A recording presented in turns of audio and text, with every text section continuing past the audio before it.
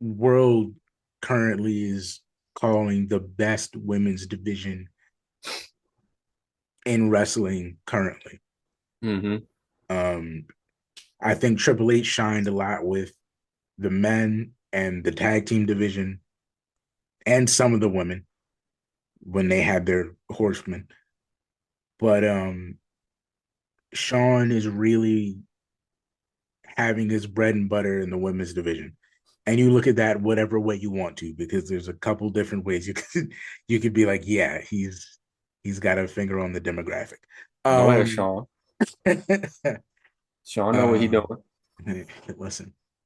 Um, so moving on to what they say is the best women's division currently. I think the right moves were made. Julia won. Um, Roxanne needed to pass the torch. She's clearly gonna get called up soon if she's not already officially moved, which I feel like she might be, but I'm not sure. Um, but Roxanne needs to move on. I think maybe her and Cora and Jade it stand and deliver because it feels like it needs to happen before she goes. And I don't think they're gonna put a belt on Cora Jade yet. So them two at stand and deliver seem right.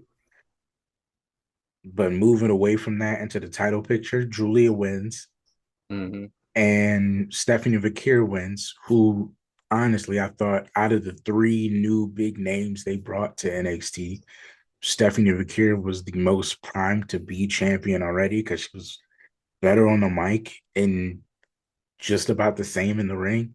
And I might be a little biased because I just like Lucha more. Yeah. I'm not mad at the assessment. I personally would have went Julia, but I'm not mad at it. I'd have been fine with either one getting there first. Um, but nevertheless, Stephanie Vakir wins the women's North American championship. Hmm. And they wrap up the show really.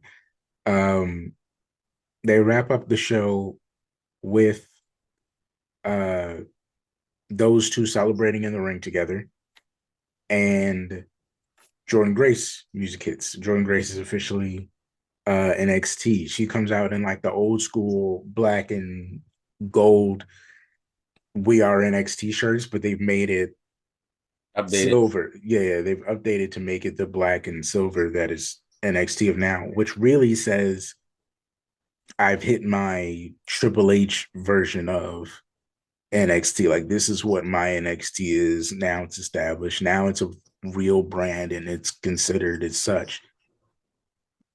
And I just had a whole thing about that because honestly, I felt like we had already gotten there last year, but Jordan Grace even had to mention it when she said she signed to NXT is like a third brand who, I mean, like developmental who, you Yeah. know what I mean? It's not really, I feel like there's this weird stigma we still keep on NXT that it's a developmental brand and we can't consider it with the other brands.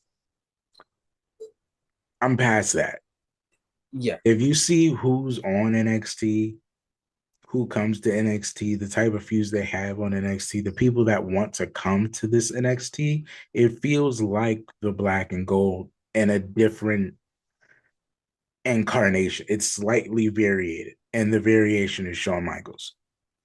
Yes. He put his spin on what NXT was always supposed to be, and it's become one of the hottest brands on TV.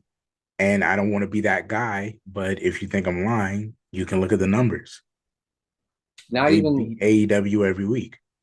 yeah. And I was gonna say you don't even have to look at the numbers. I know this is a shine for the women, but women alone, Roxanne doing some of the best stuff she's done, Cora Jade doing some of the best stuff she's done. Them utilizing Bailey to come back down and do what she's doing is great. Stephanie Vakir, Julia, Jordan Grace coming into the fold. Their women's roster alone is probably the best women's roster anywhere in the world, not even just within the three WWE brands. Mm-hmm. And then you look at the men aspect of it as well. Trick Williams is doing great things. This new dark group that they got coming in, Obviously, they're still very brand new, but so Yeah, far, yeah. They I'm haven't kind of named them, but I don't know. So they seem swaggy. They seem like a yeah. They they people they were calling them knockoff Shield and knockoff Retribution, but they look kind of swaggy out there. I'll give it yeah. to them. As of right now, it looks kind of decent to me. I'm interested to see how that goes. Obafemi is doing great right now as a world champion. Not a lot of people had high hopes for that, but look at him shining through. Doing better than Gunther. And then better than Gunther. And then even the potential people you have coming in, and the new man you just got with Ricky fucking Starks. Ricky Starks. Ricky Dude, Starks, man. NXT is killing it right Come now. And on. out of Developmental who, buddy? yeah, like straight through that They're and that hitting a man stride where people like Adam Cole want to come there. Like, you know what I'm saying? It's yeah, back to that level of like, it's back no, they to really do it. They really do their job here. Like, they yes. wrestle good and the stories are good. And we're working with TNA, which I felt like gave them a lot of legitimacy because They're now we're establishing doing it themselves with as a the other third brand. indie guys. Yes, You know very what I'm much so. saying? This is they're doing great work over there. We got to stop considering this is developmental. We got to take it for what it was before. Yes, they're establishing young stars and they're doing it better than when Triple H was doing it. But it's still somewhere Ethan Page is. It's still somewhere that Jordan Grace wants to be. It still has the best tag division. It Mm-hmm. still has at least one of the best tag teams. Um, yeah, like they're still doing amazing things that have to be considered. Shit, Roxanne was on the Indies. She was in ROH. Mm-hmm.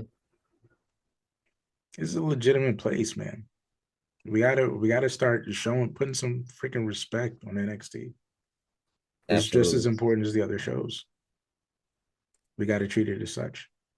People have been asking me, why, Eddie, why?